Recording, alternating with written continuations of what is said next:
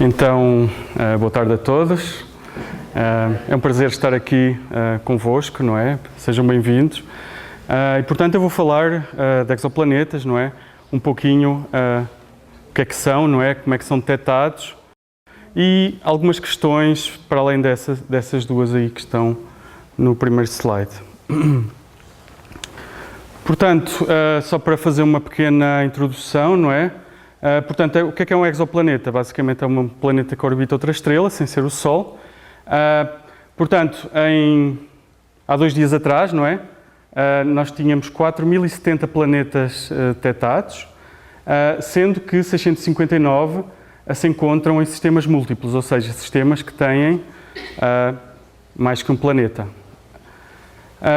Portanto, eu cortei aqui estes números, não é? Porque a área de exoplanetas é uma área que vem mudando muito depressa, não é? Tem sido feitas detecções ano após ano, não é? E os números vão aumentando. Portanto, nós temos ali 5.000 planetas, pelo menos, que esperam confirmação, não é? Ainda não se sabe se são planetas ou não. Estima-se, então, que muitos planetas se encontrem na zona habitável da sua estrela. Vamos depois falar um pouquinho sobre isso. E se nós assumirmos que a Via Láctea tem 200 bilhões de estrelas, não é? O número de planetas dentro da zona habitável ele será um percentual bastante razoável, a que nós vamos então depois explorar mais na frente desta palestra. Portanto, isto coloca-nos a questão, não é? A questão existencial, não é? Que está ali no final. Afinal, qual é o nosso lugar no universo? Não é? Portanto, eu quero pegar nessa questão para servir de mote aqui esta palestra, ok? Portanto, antes de começarmos essa viagem, não é? Eu vou falar um pouquinho do ARPS. Portanto, o ARPS é um espectrógrafo de alta resolução, não é? Que eu trabalhei na equipa do ARPS. Portanto, o espectrógrafo está aqui, não é? Ele está numa caixa de baixo vácuo, tá? Até é controlado, a pressão e a temperatura é controlada e, portanto, ele está numa sala aqui por baixo do telescópio 3.6 em La Silla, ok? No Chile. Muitos telescópios estão no Chile porque é no Chile que tem um grande número de noites sem nuvens, não é? E as condições atmosféricas são muito boas, tá? Aqui está o telescópio por dentro, não é? E aqui o espectrógrafo. Portanto, a técnica usada é a técnica das velocidades radiais. Neste momento já se chega a uma precisão de 30 cm por segundo, que é uma coisa absolutamente fantástica em termos de precisão neste tipo de técnica, tá? Para terem ideia, a Terra, à volta do Sol, induz um sinal de 1 metro por segundo, não é? Eu depois vou explicar como é que se faz essa detecção, ok? A equipa é uma equipa multinacional, não é? Sobretudo suíça, francesa e portuguesa, e este espectrógrafo ele já descobriu mais de 150 planetas. Aqui temos o observatório, não é? La Silla, que significa o assento, tá? É tipo uma cadeira. Aqui está o 3.6, não é? Aqui está o NTT, que é outro telescópio, e aqui estão alguns telescópios de diferentes países. Aqui é o alojamento, não é? Aqui é o restaurante. E, enfim, aqui é a sala de controlo, que fica um pouco distante, não é? A nossa função ali é, basicamente, escolher os alvos à frente de uma tela de computador, não é? Nós não estamos ali em cima. Tá. Portanto, para chegar a La Silla, não é? Quando eu estava fazendo o meu doutorado, eu tinha que vir de Portugal, não é? Ia para Madrid, depois ia para Santiago, e de Santiago aqui iria para La Serena ou para Antofagasta, ok? Onde estão, aqui mais a norte, no Cerro Paranal é onde estão os 4 grandes telescópios, não é? De 8.2 metros. Eu não viajei para lá, eu viajei para La Serena, tá? Durante vários anos, durante o doutorado, ok? Depois de La Serena é preciso percorrer 3 horas de ônibus, não é? Até La Silla, que é uma área bastante desértica, ok? Como podemos ver aqui na foto, é bastante desértico. Ok, então, seguindo com a palestra, não é? Portanto, desde sempre, não é? Desde tempos imemoriais, não é? Que o ser humano pergunta a si mesmo estas questões, não é? Que vocês conhecem, não é? Quem somos, de onde vimos, para onde vamos e qual é o nosso lugar no universo. Nós aqui não vamos falar das outras questões, não é? Das 3 primeiras, vamos entrar mais, não é? Na questão do nosso lugar no universo, como eu coloquei no primeiro slide. Portanto, contextualizando, não é? Portanto, quando o ser humano, não é?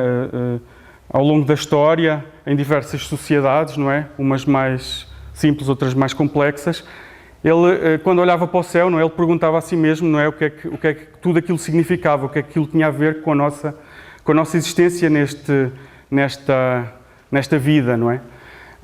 E, portanto, ele começou como nós fazemos, não é? Muitas vezes começamos a ver o céu, imagens, não é? Daquilo que seriam símbolos que poderiam significar, poderiam ter algum sentido para as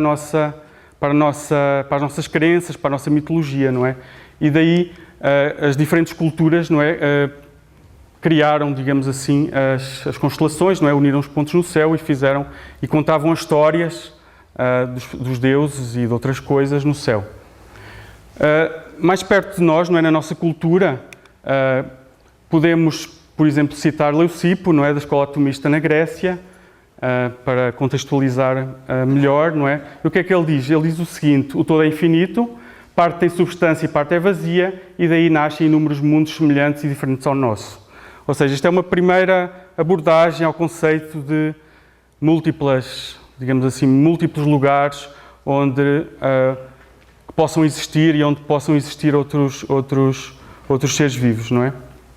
Claro que esta ideia ainda não é a ideia de exoplaneta, esta ideia é a ideia simplesmente de um lugar mais parecido com o universo paralelo que outra coisa, ok? Seguidamente, podemos citar Epicuro, que nos dizia o seguinte: existem mundos semelhantes e diferentes ao nosso mundo, devemos acreditar que em todos estes mundos existam criaturas e plantas e outras coisas que existem neste mundo. Portanto, a ideia vai na mesma linha. Entretanto, esta ideia dos múltiplos mundos, que não são os exoplanetas, não é? Ela desapareceu um pouco, não é? E a visão de Platão e de Ptolomeu, que defendiam a existência de uma única Terra no cosmos, não é? Que seria o universo, tornou-se dominante durante muitos séculos. E só mais tarde, não é? No século XIII, é que existe novamente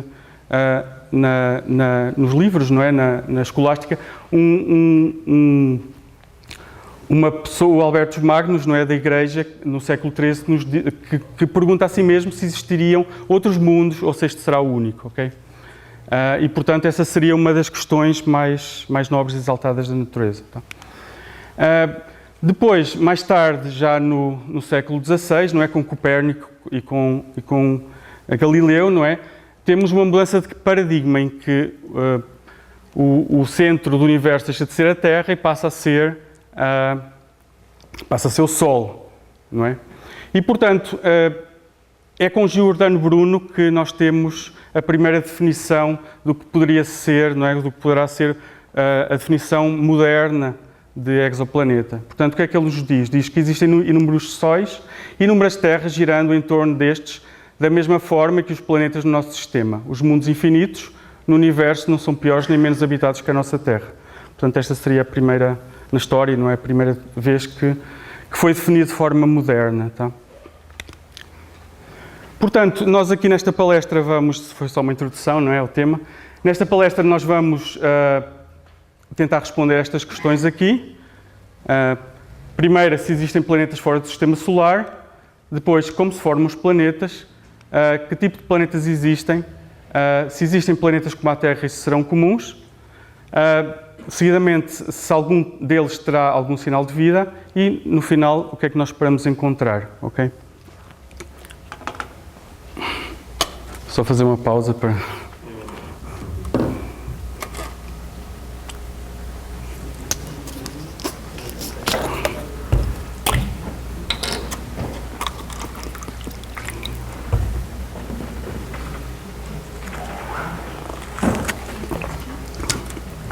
Ok.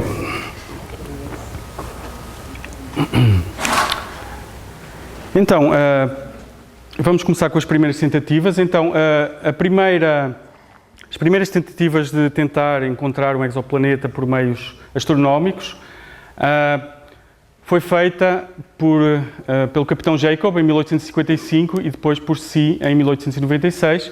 Em que é que eles tentaram ver? Tentaram ver simplesmente as perturbações dos movimentos próprios de uma binária, ou seja, no movimento próprio no céu, não é? Cada estrela, ou cada conjunto de estrelas, ela vai ter uma trajetória no céu. E se ela for perturbada por algum corpo, ela vai ter uma perturbação. E, portanto, eles publicaram, não é, nestas datas aqui, convencidos, não é, que teriam encontrado um exoplaneta. E, portanto, essa tentativa, ou essa hipótese, foi depois provada falsa em 1899, ok? E até 1960 surgiram muitos candidatos e nenhum foi comprovado. Todos foram consideradas falsas detecções, não é? Portanto, isto é uma área que só começou depois, como vamos ver, nos anos 80 e que realmente exige um desenvolvimento tecnológico que nesta altura não existia. Então, nós aqui temos também uma tentativa de primeira detecção, não é? Em 1963 por Van de Kamp, em que vemos então a perturbação do movimento da estrela, não é? Isto chama-se detecção pela técnica da astrometria. Ou seja, a estrela vai seguir com esta trajetória e, portanto, esta pequeníssima variação na sua trajetória pode estar a denunciar um planeta e que, a partir destes dados, podemos então calcular os parâmetros da órbita do planeta, que está aqui indicada neste diagrama, não é? Aqui com a passagem do tempo nós vemos que há digamos assim, um sinal aqui. Mas, infelizmente, este também foi provado falso, não é? Era simplesmente uma variação instrumental, ok? A primeira detecção teria que ser uma detecção ambígua, não é? Ainda não se sabe, na verdade, se esta foi a primeira detecção. Ela foi feita, portanto, em 1989 e foi detectado um sinal por David Latham. Foi detectado um corpo massivo à volta de uma estrela, não é? HD 114762, que tem uma massa. Este sinal denuncia a existência de um corpo à volta dessa estrela, que tem uma massa entre 11 e 145 massas de Júpiter. Portanto, ela poderá ser um exoplaneta, poderá ser uma anã castanha ou poderá ser uma estrela. No entanto, segundo outro autor, este corpo não será uma estrela, portanto temos duas hipóteses. E, no entanto, em 2015, 25 anos depois desta detecção feita por velocidades radiais, portanto aqui nós temos a velocidade radial, aqui neste caso em km por segundo, e aqui temos um diagrama, temos a fase. Ou seja, é o conjunto de medições feitas, todas juntas num diagrama de 0 a 2π, ok? E, portanto, o que é que isto mostra? Nós temos este sinal aqui, só que como há uma incerteza devido à projeção do corpo em relação na nossa linha de visão, não é? Esta detecção é feita por velocidade radial, não é? E, portanto, essa detecção, o sinal é no sentido radial, não é? No sentido, se eu estiver aqui, o sinal é assim, não é? E, portanto, se ele estiver muito inclinado, o sinal vai ser menor. E o que acontece é que, como nós não sabemos qual é o ângulo de inclinação, dá esta incerteza aqui na massa, ok? Mas esta detecção aqui pronto, ainda não sabemos se realmente é um exoplaneta ou é uma anã castanha, ok? Portanto, a primeira detecção foi feita inesperadamente à volta de um pulsar, ok? Um pulsar basicamente é uma estrela morta que resulta de uma explosão de supernova de uma estrela massiva, tá? A característica do pulsar é que ele emite, pode ser, o tempo de chegada do sinal de pulsar é muito preciso, e se nós detectarmos, se nós observarmos o pulsar na frequência rádio, nós conseguimos, ao fim de alguns ciclos, nós podemos observar se existe uma perturbação no tempo de chegada, ou seja, se há uma diferença no período, se o período varia um pouquinho ou não.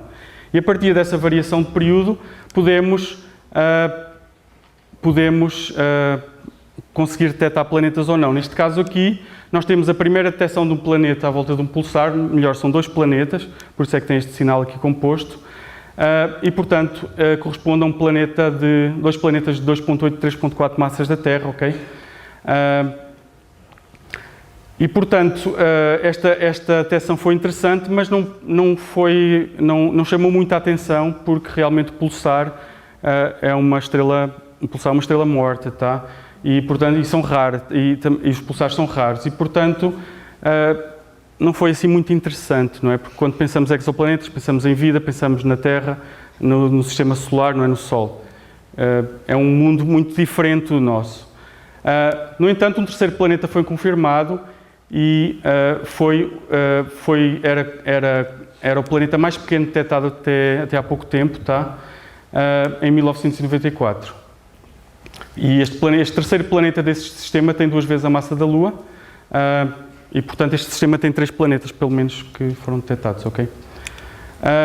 Portanto, a primeira detecção à volta de uma estrela do tipo solar foi feita só em 1995, que é assim a detecção mais conhecida, por Mayer and Kellos, e corresponde então a um planeta com 50% da massa de Júpiter e um período de 4,2 dias.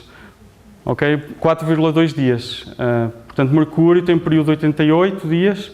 Portanto, estão a ver que isto quer dizer que este planeta que tem 50% da massa de Júpiter está a orbitar muito, muito perto da estrela. E, portanto, esta primeira detecção é considerado o primeiro Júpiter quente, não é? Foi o primeiro de uma série de detecções de planetas grandes, não é? Como o planeta Júpiter, muito, muito perto da estrela. Ou seja, são planetas que estão a uma temperatura bastante alta. Estamos a falar de milhares de graus Kelvin, não é? Na sua atmosfera. Aqui podemos ter uma ideia de como é que esse planeta orbita, não é? Mercúrio está aqui, Vênus, Terra, Marte, e este planeta está bem pertinho da sua estrela. Portanto, é um sistema totalmente diferente daquilo que se esperava encontrar. Ok, aqui vamos começar então, a partir de 95, começou uma série de detecções que depois teve um aumento exponencial. Como é que esses planetas foram detectados? Estes planetas que eu vos mostrei aqui, incluindo aquela determinação que ainda não se sabe se é planeta C castanha, foi detectada através da técnica de velocidades radiais. O que é a técnica de velocidades radiais? Basicamente, o que é que nós precisamos? Precisamos primeiro de um espectrógrafo de alta resolução, como aquele que eu falei no início. O espectro, basicamente, não é a composição da luz nas suas frequências, nos seus comprimentos de onda. E como é que nós detectamos? Nós detectamos o sinal do planeta a partir do efeito Doppler da luz da estrela. Ou seja, nós não detectamos diretamente o planeta, detectamos a perturbação na luz da estrela que o planeta faz na estrela, ok? E o que é que permite essa detecção? O que permite essa detecção vão ser as chamadas linhas de absorção do espectro. Ou seja, são as linhas que são absorvidas pelos elementos, são as linhas, a luz do Sol, não é, que é absorvida por estes elementos e é absorvida em certas frequências apenas. Aqui estão algumas linhas mais conhecidas. E o que é que nós vamos detectar então? Vamos detectar a variação aqui do movimento da estrela à volta do seu centro de massa, não é? Temos 2 corpos, temos um corpo grande, um corpo pequeno, ambos vão orbitar à volta do centro de massa do sistema, não é? E, portanto, o que nós vamos detectar vai ser a pequeníssima variação do movimento da estrela, não é? Do efeito Doppler. E, portanto, quando a estrela está a afastar-se de nós, as linhas vão tender para o vermelho, quando se está a aproximar, vão tender para o azul, como podemos ver aqui nesta animação. em que, à medida que o planeta vai orbitando, a estrela também vai orbitando aqui o centro de massa. Claro que está exagerado, não é? E, portanto, à medida que vamos acumulando várias observações, podemos então reconstruir a trajetória do planeta, usando aqui esta equação simples, não é? Isto basicamente é o sinal. E do que é que vai depender, o sinal do planeta que vai ser detectado pela velocidade radial? Vai depender da massa, não é? Que tem aqui o ângulo, não é? Aquele ângulo que eu falei, que é o ângulo da inclinação da órbita em relação a nós. Vai depender também do inverso aqui da potência do período, ou seja, quanto mais longe o planeta estiver, mais difícil vai ser detectado, o sinal vai ser menor, e vai depender também da massa da estrela, ok? Aqui a massa do planeta podemos desprezar, mas esta massa aqui não podemos desprezar, e portanto, quanto maior for a estrela, menor vai ser o sinal também, ok? Portanto, para sintetizar, o sinal é mais forte quando a estrela é menor, o planeta é maior ou a distância é menor. Portanto, esta técnica é mais sensível para estrelas mais pequenas, não é? E para planetas que estão muito próximos da estrela. Dito de outra forma, é mais fácil detectar planetas maiores e estrelas mais pequenas e que estejam mais perto da estrela. Aqui temos o sinal de 51 PeG-B, que é aquele planeta que eu falei. Aqui, novamente, num diagrama de fases, podemos ver então aqui o sinal com as observações acumuladas ao longo de várias semanas, não é? Estamos a falar de um período de 4 dias, não é? Portanto, a partir desta técnica foram detectados já 838 planetas, 21% do total, já temos um bom número, não é?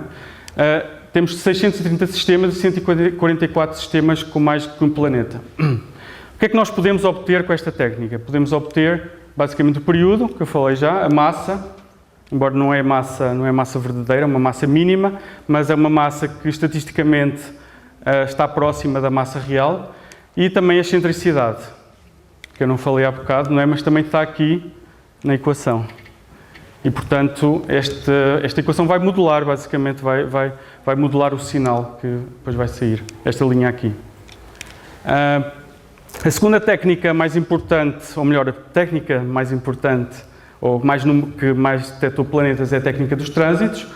O que é que ela consiste? Basicamente consiste em detectar uma diminuição do brilho da estrela à medida que o planeta passa em frente a ela. Como podemos ver aqui nesta animação, não é? O brilho diminui, o planeta passa e depois volta ao normal. Ok? Portanto, esta técnica permite então a detecção do planeta e permite a detecção também de uma coisa diferente, não detecta a massa, mas detecta o raio. O rácio do planeta, o rácio entre o planeta e a estrela ao quadrado aqui vai ser igual então à diferença do fluxo em primeira ordem, ok? E o período basicamente vai ser o período entre o intervalo de tempo entre sucessivos trânsitos. Bem simples em relação ao período. Então o sinal mais profundo, nós vamos ter um sinal mais profundo quando a estrela for mais pequena também, quando o planeta for maior e quando a distância também entre eles for menor. Ou seja, esta técnica também é mais sensível a planetas mais perto da estrela e maiores, ok? Como a velocidades radiais. Portanto, aqui temos a primeira detecção, feita em 2000. Podemos ver aqui então a diminuição, não é? Que os pontos experimentais e tal, as barras de erro. Portanto, esta primeira detecção corresponde a um planeta com 71% da massa de Júpiter e também um período pequeno, 3,5 dias. Ou seja, estamos a falar tudo de Júpiteres quentes, planetas grandes que estão perto da estrela. Isto começou assim, não é? Depois foram sucessivamente sendo detectados planetas mais pequenos. Ok, neste caso aqui nós temos um número gigantesco, 2.947 planetas, que corresponde a 72% do total. Isto deve-se ao facto de ter sido lançado há uns anos um telescópio espacial chamado Kepler, que detectou que estava observando uma zona fixa no céu, que é assim que se observa os trânsitos, não é preciso observar uma zona fixa no céu e esperar que que o planeta se digne a passar em frente da estrela, não é? Por isso é que se usam câmaras pequenas, não é? Muitas câmaras pequenas para conseguir pegar um maior número de partes do céu, para conseguir então detectar os planetas. Portanto, a partir desta técnica, nós temos ela permite-nos então obter diretamente o período e o raio do planeta e permite-nos obter também uma coisa que eu vou falar depois mais à frente, que é o espectro. Hoje em dia já é possível obter espectro do planeta, mas é um espectro muito rudimentar, como vamos ver. E se nós os juntarmos aos valores da velocidade radial, nós podemos obter a massa verdadeira, ou seja, porquê a massa verdadeira? Porque se o planeta transitar a estrela, nós sabemos que a inclinação vai ser perto de zero, ok? Podemos obter, claro, a inclinação e a densidade do planeta e a gravidade. Isto é interessante, como vamos ver a seguir. Aqui nós temos um diagrama exatamente que nos diz, que nos permite ver a densidade planetária, a densidade média, basicamente massa sobre volume, não é? Como vocês sabem. Aqui nós temos então o raio do planeta em função da massa do planeta, e nestas linhas aqui nós temos modelos com diferentes quantidades relativas de rocha e ferro e metal, rocha e metal, não é? Rocha, ferro, níquel. E aqui, não é? Aqui temos a Terra e Vênus. E eu coloquei este diagrama aqui, não é? Para vocês verem aqui os vários exoplanetas e as suas barras de erro. Portanto, as barras de erro ainda são muito grandes, não é? Neste paper aqui do Bert et al. 2015, que é aquele paper da Nature que foi falado, o planeta que foi estudado foi este aqui, GJ132b, não é? Que tem, portanto, que saiu na Nature exatamente porque ele tem uma densidade semelhante à da Terra. Okay. Portanto, aqui temos alguns dados sobre este planeta aqui. Portanto, ele tem um período de 1,6 dias, é também um período muito curtinho, só que a estrela que ele orbita é uma anã M, é uma estrela anã vermelha, que é uma estrela muito mais pequena que o Sol. Portanto, a zona habitável dela é mais perto da estrela, embora neste caso aqui ainda é um planeta que está mesmo muito perto e, portanto, está fora da zona habitável. A massa dele é 1,62 massas da Terra, não é? É semelhante. Um raio de 1,16 raios da Terra e uma densidade, então, de 6 gramas por centímetro cúbico, que é semelhante à da Terra. A gravidade também é 11,7, não é assim tão grande, não é? Comparado com a nossa. E também podemos calcular, não é? A velocidade de escape, temperatura de equilíbrio, uma série de coisas interessantes que nos podem, então, sugerir como é que será as condições, digamos assim, as condições geofísicas do planeta. Neste caso é um planeta um pouco quente, não é? Em comparação com a Terra. Aqui podemos ver um gráfico semelhante, mas agora para planetas maiores. Então, mais uma vez, temos aqui as linhas, não é? De várias composições. Aqui temos então ferro, rocha, água, não é? Aqui atrás eu tinha mostrado, não é? Não mostrei aqui esta aqui é da água, está 100% água. E depois temos aqui o hidrogênio e o hélio aqui em cima. E temos aqui uma quantidade grande, não é? De planetas do tamanho de Júpiter. E temos esta quantidade aqui que aparentemente parece que tem uma densidade inferior à do hidrogênio, não é? Alguém sabe porque é que eles estão aqui em cima? Ninguém quer tentar? O que é que está a acontecer? Basicamente eles têm o raio exagerado, não é? O raio deles é muito grande, está aqui em cima, e isto é devido ao facto de eles estarem inchados, porque eles estão muito perto da estrela, estão recebendo muita energia, e portanto acabam por estar inchados. E daí este raio exagerado, que não nos dá, que não é uma boa medida para a densidade, ok? Portanto, passando para a próxima técnica, a técnica da imagem direta, não é? Que seria aquela que vocês provavelmente esperariam, assim à partida ver, que basicamente é uma fotografia, só que é uma fotografia de alto contraste, não é uma fotografia normal. E tem um segredo, não é? Tem O segredo é que a estrela que está no centro aqui da imagem, ela vai ser tapada por um coronógrafo. Ou seja, a luz da estrela central é tapada, não é? Para nós podermos ver se existe alguma coisa à volta, não é? Tecnicamente isto não é muito fácil de fazer, mas já foram detectados alguns planetas. O primeiro foi em julho de 2004, à volta de uma anã castanha. E depois, em 2008, um exoplaneta à volta de uma estrela jovem. Okay? Estrelas jovens são mais fáceis devido ao contraste que é mais reduzido. No entanto, nós estamos falando de planetas que estão muito longe da estrela com esta técnica, comparativamente à técnica de velocidade radial, à técnica de trânsitos. Os planetas detectados são longe da estrela e são grandes também. Portanto, aqui temos uma detecção de 2011 que temos 4 planetas e são planetas que estão bastante longe da estrela, não é? Podemos comparar aqui com a órbita de Urano e Neptuno e vemos que o planeta que está mais perto aqui, ele tem um período de 50 anos e tem uma distância de 14,5 unidades astronómicas da estrela, não é? A Terra está a 1 unidade astronómica para comparação. E o planeta que está mais distante tem um período de 450 anos e está a uma distância de 68 unidades astronómicas. Se olharmos para aqui, o E está aqui, dentro da órbita ali de Urano, e o B está bem longe, não é? Está bem longe da órbita de Neptuno. Portanto, são planetas que são massivos, não é? São planetas grandes, 9, 7 massas de Júpiter, e estão longe da estrela. Portanto, usando esta técnica foram detectados 126 planetas, 3,1% do total, e temos 2 sistemas multiplanetários, como este aqui. Portanto, as vantagens desta técnica são as seguintes, não é? Permite a detecção de planetas muito distantes da estrela, permite obter o espectro do planeta diretamente, isto também é interessante, não é? Porque podemos ver qual é a composição química do planeta. E o planeta mais pequeno, portanto, tem 3 massas de Júpiter. A penúltima técnica que eu vou falar aqui,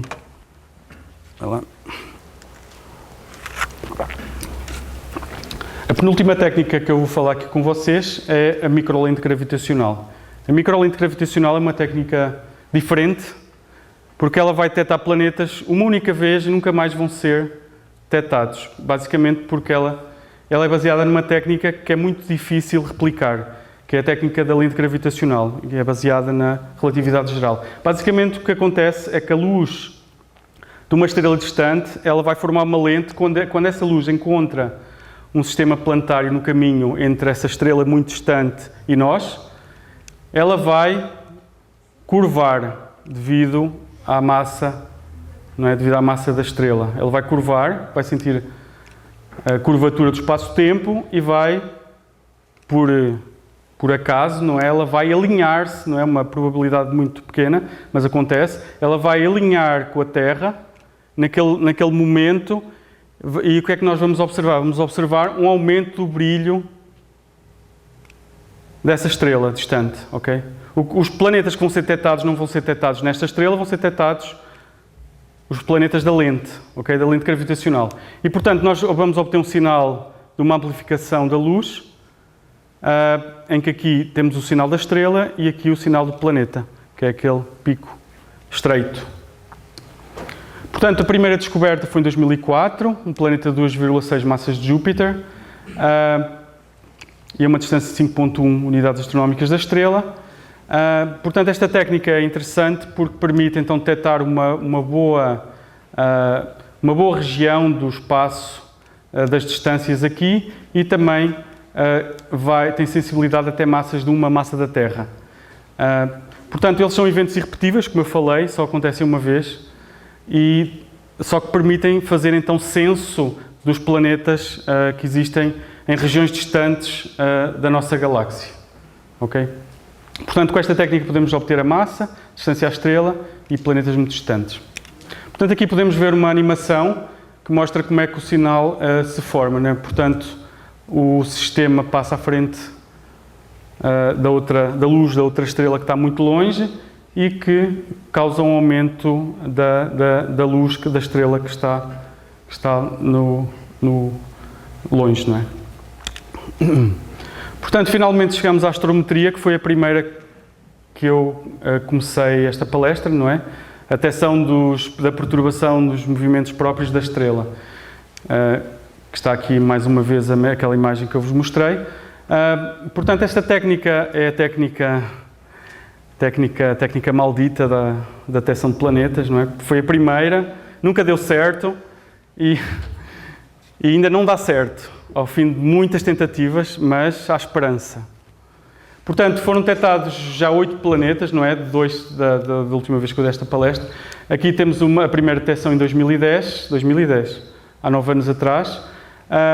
Portanto, esta técnica é interessante porque ela é complementar, não é? Complementar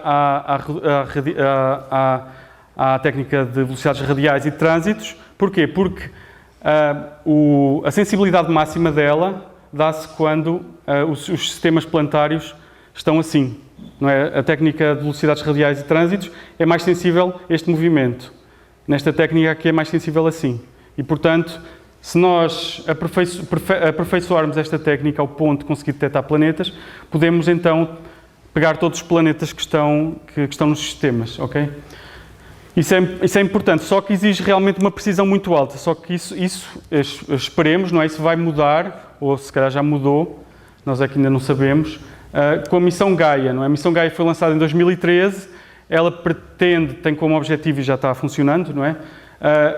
Ela pretende medir as distâncias para 1 bilhão de estrelas da galáxia, portanto estamos a falar de 1% das estrelas da galáxia, já não é uma meia dúzia de estrelas à nossa volta, estamos a falar de um montão, de uma grande quantidade de dados, que exige já uma capacidade de processamento, de armazenamento bastante grande, e também fazer um mapa 3D da galáxia com 150 milhões de estrelas. Ok? Portanto, para isto é preciso uma precisão astrométrica grande, não é? Estamos a falar, o Gaia consegue ter uma precisão superior mínima, não é? De 7 microarcsegundos, que é uma coisa muito pequenina, não é? Podem imaginar, microarcsegundo, basicamente 1 grau, é uma coisa pequena, não é? Se dividirmos isso por 3600, temos um arcsegundo. Aqui estamos a falar de microarcsegundos, é uma distância absolutamente pequena, ok? E, portanto, como é que nós detectamos como é que medimos as distâncias e detectamos os planetas? Nós medimos a distância a partir do princípio da paralaxe, não é? Que é a forma assim é a forma mais direta de medir as distâncias às estrelas, que consiste também em medir aqueles pequenos ângulos, não é? Mas um dos resultados desta missão, um dos resultados que poderão vir desta missão, nós ainda não recebemos dados sobre isso, é realmente a quantidade enorme de planetas que pode detectar. Estamos a falar de 21 mil, mais ou menos 6 mil planetas aqui, nesta região de massas, 1 a 15 massas de Júpiter, nos 5 anos seguintes ao início da missão, não é? Nós estamos em 2019, mas ainda não foi detectado nenhum, mas esperamos que daqui a pouco tempo comecem a sair alguns resultados sobre os dados, não é, da missão Gaia. E ao fim de 10 anos espera-se encontrar 70 mil, portanto isto vai mudar completamente a nossa visão da área e também da própria astrometria, não é, que passa a ser, digamos assim, a técnica mais bem sucedida, não é? Isto também é interessante porque mostra que às vezes uma coisa não funciona durante muito tempo, mas se nós realmente apostarmos no desenvolvimento de tecnologia e realmente soubermos aquilo que estamos a fazer em ciência, é possível chegar lá. Portanto, a missão Gaia tem este campo aqui de mapeamento, que já é um campo, já estamos a falar de um campo galáctico de mapeamento, onde estamos a falar de umas centenas de anos-luz ou de parsec. Vocês podem comparar este campo aqui com este campo que eu mostro a seguir, que basicamente é onde estão todas as detecções de exoplanetas neste momento. Portanto, nós estamos aqui na galáxia, na Via Láctea, o Sol está aqui mais ou menos e, portanto, aqui estão todos os planetas, quase todos, que foram detectados. Portanto, o ano-luz é o tempo que a luz percorre num ano, penso que isso é conhecimento geral. A estrela mais próxima está a 4,4 anos-luz e, portanto, nós temos pelo menos 200 milhões de estrelas na galáxia. Aqui nós temos outra imagem, não se vê muito bem, mas temos aqui então a barra da galáxia, temos aqui então a nossa região de detecção de planetas e temos aqui duas coisas mais. Temos aqui este foco de luz, que basicamente é o campo do telescópio Kepler, que detectou aqueles milhares de planetas pela técnica de trânsitos. E temos aqui estes pontinhos amarelo, que são os exoplanetas detectados pela microlente gravitacional. Como podem ver, a microlente consegue detectar planetas um pouco mais distantes do que aquilo que nós estamos habituados a detectar. Agora vou fazer, agora que mostrei quase todas as técnicas de exoplanetas, é bom definir o que é um planeta, não é? Então, basicamente, o planeta, a definição não é absoluta, não é? É uma definição provisória. O planeta, considera-se o planeta um corpo celeste com uma massa inferior a 13 massas de Júpiter. Isso corresponde ao limite de fusão de deutério. A Ana Castanha é um corpo entre a estrela e o planeta, que eu já falei um pouquinho, e que terá então uma massa entre 13 e 80 massas de Júpiter. A Ana Castanha, ela vai fundir um pouco do seu deutério. E finalmente temos a estrela, que começa com massas de 80 massas de Júpiter e tem fusão termonuclear sustentada. Okay? A Ana Castanha tem um período de fusão, mas que para. E basicamente toda a sua energia é devido, a maior parte da sua energia é devido à contração de Kelvin-Helmholtz, que vocês já devem conhecer. Portanto, nós temos aqui então o Sol nesta imagem, não é o Sol que é uma estrela anã, não é uma estrela pequena, mas está aqui grande. Depois temos aqui uma anã vermelha, que são estrelas que eu estudo. E temos então aqui três nas castanhas, não é? Uma mais quente, depois uma intermédia e uma fria. E nós podemos ver que estas anas castanhas elas não diferem muito do tamanho de Júpiter. Okay? Não há muita diferença. E aqui Júpiter não é uma temperatura ainda mais baixa. Portanto, aqui podemos ver um pouco do progresso que foi feito ao longo dos anos. Não é? Começámos aqui no planeta David Latham, em 1988, e viemos por aqui. Aqui estão os pulsares, não é? Em 1992, aqui. E temos vindo, então, sucessivamente a detectar planetas cada vez mais pequenos, não é? Existe já uma grande quantidade de superterras, de planetas abaixo da massa da Terra, com massas com a mesma massa de Marte, e temos aqui então um planeta mais pequeno, que curiosamente é um planeta que orbita uma anã branca, que basicamente é uma estrela no final da sua vida, uma estrela normal, como o Sol, não é? No final da sua vida. O que é interessante neste planeta não é que ele tem 6% da massa da Lua, portanto esta é a detecção mais precisa, ou melhor, a detecção mais com o planeta com a massa mais pequena que foi feita até agora. Aqui temos Alpha Centauri B, não é? Que é uma das estrelas que está mais próxima, não é? A mais próxima é a Próxima Centauri, mas essa é uma anã vermelha, ok? Alpha Centauri B é uma estrela mais quente. Ok, aqui temos então também o progresso num gráfico de barras cumulativas. Podemos ver que as detecções começaram então com as velocidades radiais. Aqui no ano 2000 começaram também a ser detectados alguns trânsitos e podemos ver que ao longo dos anos, não é, os trânsitos ganharam cada vez mais detecções até se tornarem a técnica de detecção dominante. Portanto, aqui temos a velocidade radial, depois os trânsitos, depois as outras.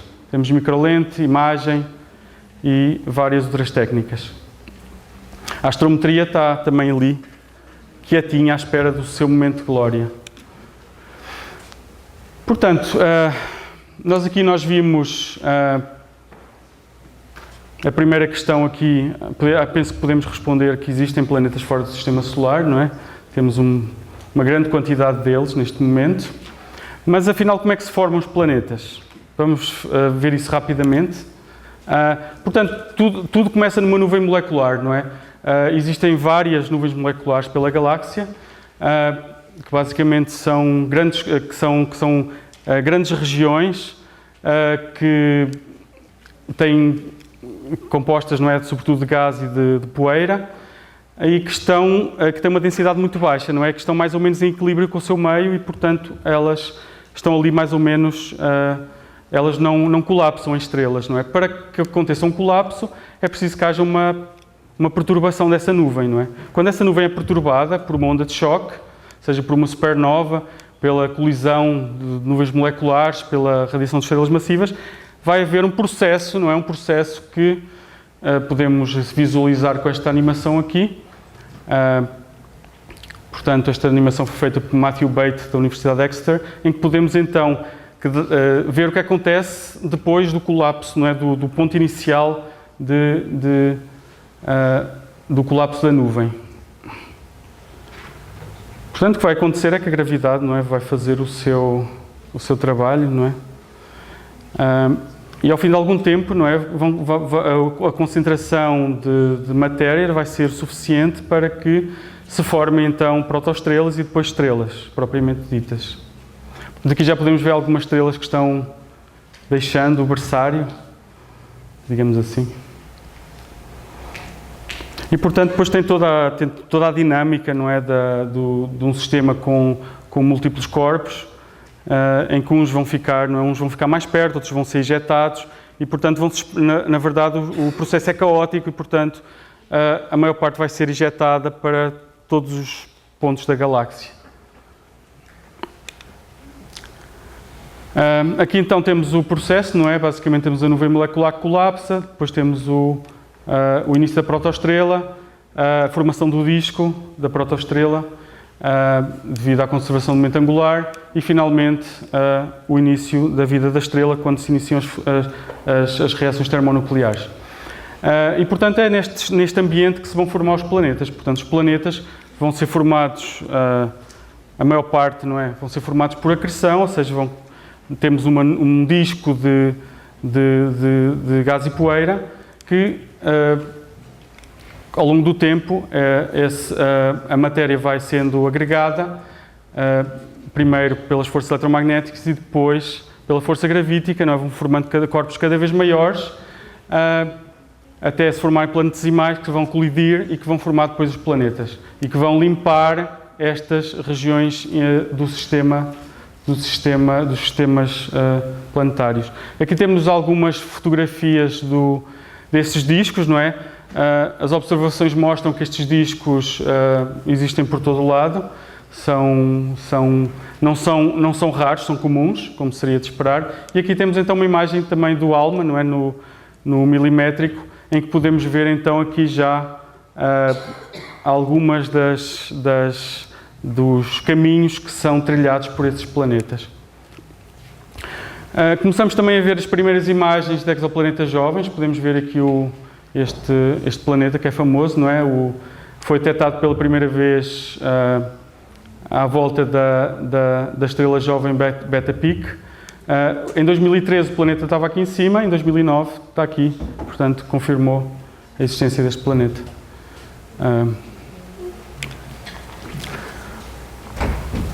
Ok, nós vimos agora como é que se formavam os planetas, muito rapidamente, não é? Mas que tipos de planetas é que existem? Portanto, muito rapidamente também, não é? Nós não temos muito tempo para aprofundar esta temática. Isto é uma temática que poderia ser bastante aprofundada. Nós temos realmente, neste momento, muitos tipos de planetas, não é? Temos desde os pequenos planetas de tamanho de Mercúrio, não é? São poucos, devido à dificuldade em detectá-los, até aos planetas jovianos, não é? Temos planetas de tamanho de Marte, Terra, Super-Terra, não é? Que são aqueles planetas um pouco maiores do que a Terra e do tamanho de Neptuno e Urano.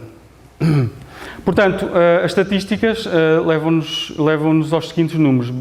A ocorrência por estrela, já tendo em conta os limites de detecção, né, de cada técnica, Nós temos uma ocorrência por estrela de 78%. Muito provavelmente este número é muito maior.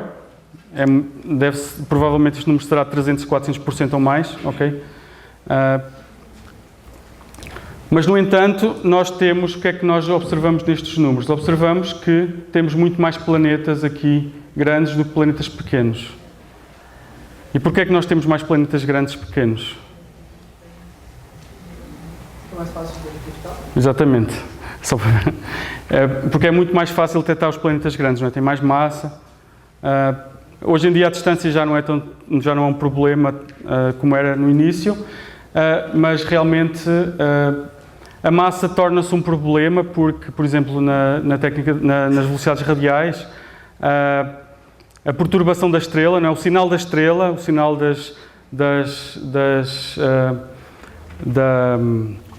daquilo que acontece nos processos da própria estrela começa a interferir, começa a ser maior do que o sinal do planeta. E é necessário todo um processo de análise de dados para retirar todos esses tipos de sinal da estrela e conseguir detectar um planeta. Estamos a falar de planetas do tamanho da Terra, tá?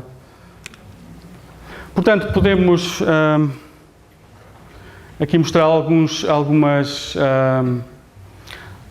casos particulares, que são os extremos aqui das detecções. Por exemplo, Kepler 70 não é um planeta mais quente e com menor período orbital, foi detectado em 2011, é um planeta que pensa-se que é o núcleo de um antigo planeta gigante gasoso que supostamente sobreviveu à fase de gigante vermelha da sua estrela, portanto é um planeta bastante atípico. Tem esta temperatura aqui gigantesca, de 7143 Kelvin, e um período de 5,76 horas. Portanto, ele é um planeta de extremos, digamos assim. O maior período orbital encontra-se neste corpo aqui do catálogo do TOMAS, que é um survey grande de estrelas de 2003. Portanto, o que é interessante nele é que ele tem um período de 1 milhão de anos. Portanto, nós detectamos todo tipo de... Isto são curiosidades, não é? A órbita mais excêntrica é atribuída ao planeta 20.782b, que tem uma excentricidade de 0,97. Portanto, podemos ver aqui, não dá para ver muito bem, mas está aqui a órbita dele. Ele passa muito pertinho da estrela e depois vai para uma região mais distante, não é? Como os cometas. Aqui temos o Kepler 64b, que é um planeta circumbinário, que ele tem uma órbita à volta de 2 estrelas e pertence a um sistema com 4 estrelas. E o planeta mais distante é um planeta que está também perto do centro da galáxia, o SWIPS 411, é um sistema múltipla, são 2 planetas, aliás, e eles estão a uma distância de 27.710 anos-luz, okay? Estão perto do centro da galáxia. O mais próximo é a Próxima B, okay? Está, portanto, na estrela que eu falei há pouco, a Próxima Centauri. Portanto, este planeta é um planeta interessante porque é um planeta que está na zona habitável da estrela, não é? Tem uma massa de 1,27 massas da Terra, um raio de 1,1 raios da Terra, um período de 11 dias. Portanto, ele está na zona habitável, tem 11 dias de período, porque ele está orbitando uma estrela humana vermelha, que é uma estrela muito mais fria que o Sol. E, portanto, mesmo estando muito perto dessa estrela, ele tem um fluxo de 70% do fluxo que nós recebemos aqui do Sol. Okay? Tem um fluxo mais pequeno, tá? Mesmo estando muito perto. E, portanto, a temperatura de equilíbrio calculada é 227 Kelvin para este planeta. Aqui mais o sistema que tem mais planetas, tem 7 ou 8, 9 planetas, tem, portanto, 2 terras, 3 superterras, 4 Neptunos, é um sistema bastante diverso, só que é muito diferente do nosso. Porquê? Porque os 6 primeiros planetas cabem na órbita de Mercúrio, okay? É um sistema compacto, não é como o nosso que está mais espalhado. Portanto, eu não tenho muito tempo, mas eu não sei quanto tempo é que eu tenho mais. Estou... Ok. Mas também agora é rápido, tá? Portanto, nós vimos então que existem muitos tipos de planeta, não é? Temos planetas rochosos, planetas gasosos, planetas intermédios, planetas grandes, pequenos, perto da estrela, longe da estrela. Infelizmente não dá tempo aqui para aprofundar isso, mas essa parte aí é bem interessante. Mas vamos continuar aqui, não é? Portanto, a próxima questão é se existem planetas como a Terra e se eles serão comuns. Para isso precisamos de falar um pouquinho sobre a zona habitável, que basicamente é a região à volta da estrela onde podemos encontrar água líquida na sua superfície. E, portanto, temos aqui um diagrama que mostra aqui o tamanho das estrelas, não é? A temperatura, que está relacionada com a sua massa. Aqui temos as zonas vermelhas, aqui temos uma estrela mais quente que o Sol. E o Sol está aqui numa posição intermédia, temos aqui a Terra e temos aqui uma zona habitável que tem uma certa é uma região, não é um ponto, é uma região até bastante larga. Porquê? Porque a zona habitável vai depender, não é, das condições tanto da estrela como das condições da atmosfera, da composição química do planeta, ok? E se tem gases de efeito de estufa, qual é o percentual de cada componente. E, portanto, essa zona vai variar de acordo com a estrela. Portanto, aqui no caso da Ana vermelha, como vimos para a Próxima Centauri, ela é bem perto da estrela. Portanto, eu pergunto a vocês, quantos planetas existem na zona habitável do Sistema Solar? Alguém tem ideia? Quem dá mais?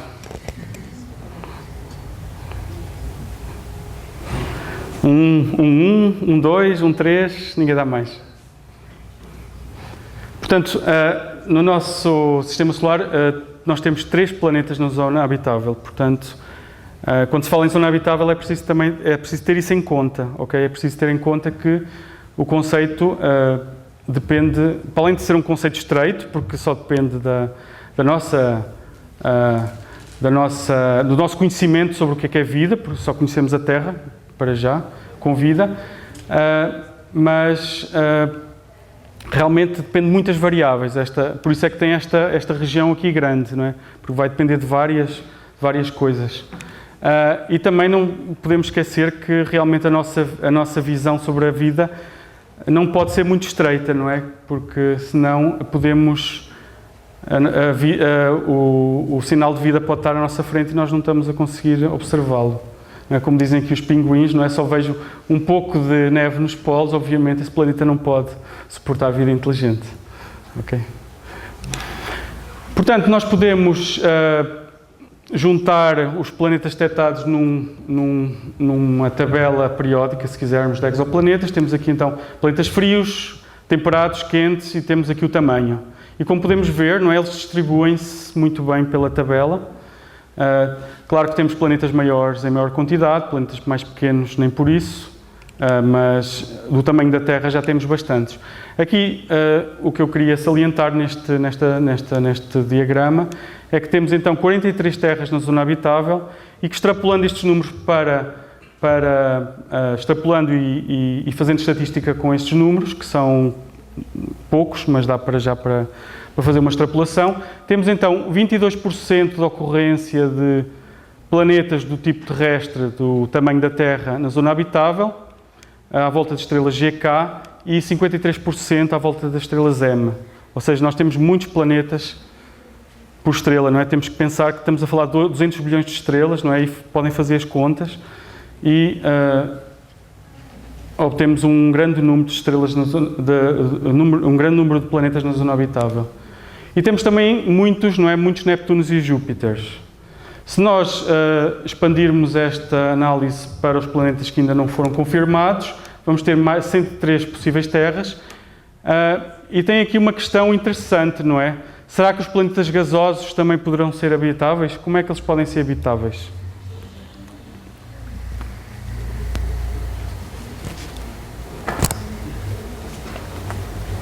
Alguém quer arriscar? Então eu vou ajudar. E aí? Como é que eles podem ser habitáveis? Tanto podem ser habitáveis como podem ser um belo destino de férias, não é? Como podemos ver aqui.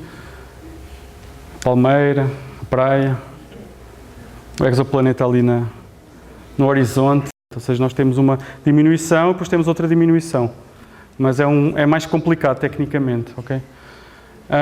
Portanto, será que algum destes planetas na zona habitável terá vida?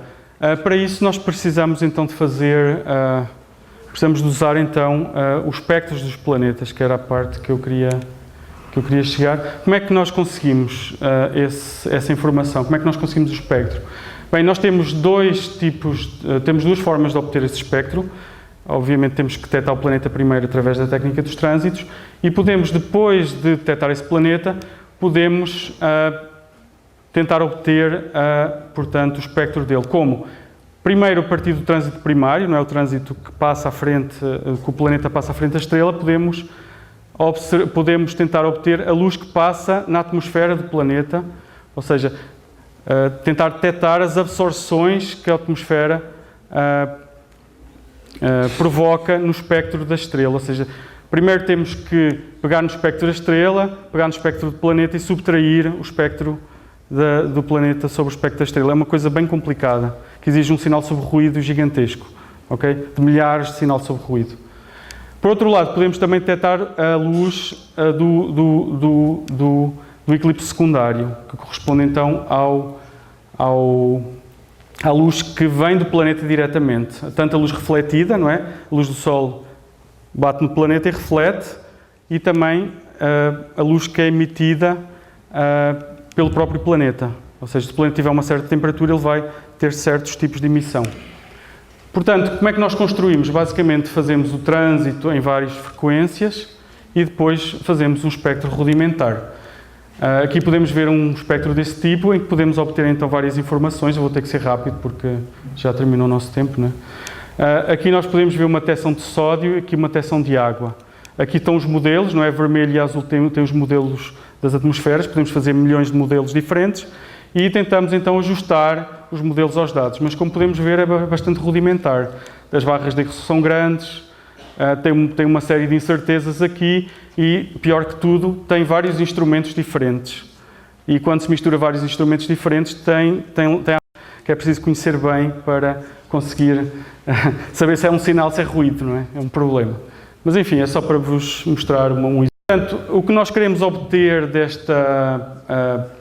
idealmente, nesta busca pela atmosfera de um exoplaneta, é uma coisa deste tipo, não é? Em que aqui temos o espectro no visível infravermelho, depois infravermelho e infravermelho mais profundo, em que temos então várias assinaturas espectrais, não é? Do azoto, oxigênio, água, dióxido de carbono, metano, etc. E, portanto, o ideal é conseguirmos obter, então, estes sinais todos juntos, não é? Isto, basicamente, é o espectro da Terra, não é? A vista do espaço. Se nós conseguirmos um espectro deste tipo, talvez com o James Webb se consiga uma coisa mais ou menos parecida. O James Webb é um telescópio espacial que vai substituir o Hubble, que está atrasadíssimo, ok? Portanto, como é que nós sabemos o que é que devemos detectar? Nós usamos então uma imagem aqui, uma imagem conceitual chamada pirâmide das bioassinaturas. Basicamente, aqui em baixo nós temos todos os produtos metabólicos que a vida pode criar e vamos filtrando, não é? Portanto, nós queremos detectar sinais da atmosfera do planeta. Portanto, esses produtos têm que ser gasosos, não é? Também não podem ser muito solúveis, não podem desaparecer, têm que estar na atmosfera.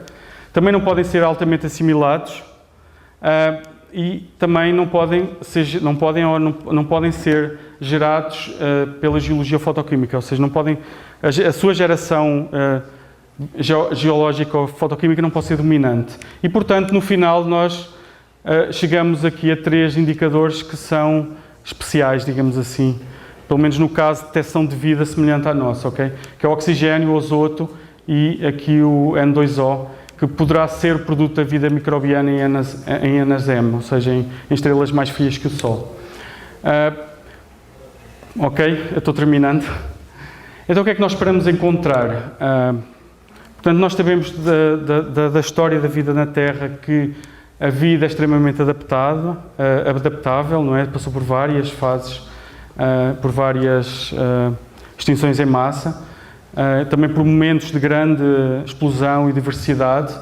E nós sabemos, não é, que em todos os ambientes da Terra nós temos vida. E dentro desses ambientes mais extremos, não é? Nós temos os termófilos, não é? Que são seres simples que conseguem viver em ambientes muito difíceis, não é? Como temos aqui alguns exemplos, temos aqui uma caldeira em Yellowstone, aqui uma fonte geotermal.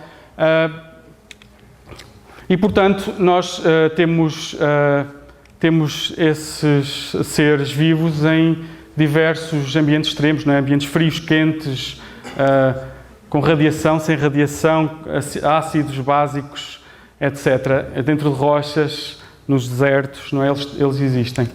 E, portanto, o que é que nós podemos encontrar? Basicamente, nós estamos à espera, não é? De encontrar, então, as bioassinaturas da produção, não é? Da produção metabólica que esses seres podem produzir. O que é que nós podemos encontrar? Podemos pensar, por exemplo, nas imagens que Carl Sagan nos deixou, não é? Por exemplo, de seres vivos que possam viver eventualmente na atmosfera de uma gigante gasosa, não é? Agora entramos só nas conjecturas, tá? Podemos imaginar também vegetação que esteja mais adaptada a uma luz de uma estrela que tenha emissão mais no vermelho, portanto, uma vegetação que seja mais avermelhada. Podemos eventualmente até pensar em seres vivos que tenham uma composição química diferente daquela que nós estamos habituados, baseada no carbono, pode ser baseada no silício, não sabemos, não é? É bom colocar as questões, não é? Embora os caminhos bioquímicos são limitados, mas eles existem, tá? Provavelmente o nosso tipo de vida baseado no carbono será mais frequente, não sabemos ainda, mas talvez seja devido à questão da bioquímica, mas poderá haver nichos em que haja outro tipo de vida radicalmente diferente do nosso, ok? E por aí vai, não é? Nós podemos imaginar muitas outras coisas que nos são deixadas pela ficção científica, não é? A imaginação é o limite, ok? E, portanto, tem várias questões em aberto em relação a essa questão aí, sobre a vida, não é? E é essa questão da vida, não é? A busca de vida que tem motivado a procura dos exoplanetas. E, portanto, é a nossa forma também de conseguir financiamento, não é? Uma pessoa tem que fazer uma... Estou brincando. Ou não, não é? Pronto, era isso que eu queria falar para vocês, não é? Peço desculpa por ter demorado um pouco mais. Obrigado pela vossa atenção e boas férias, não é? Esperemos que não sejam forçadas, não é? Que nós sabemos como é que está aí a situação, mas que consigamos terminar o semestre e que vocês possam ir de férias aí para uns destinos interessantes. Tá, obrigado.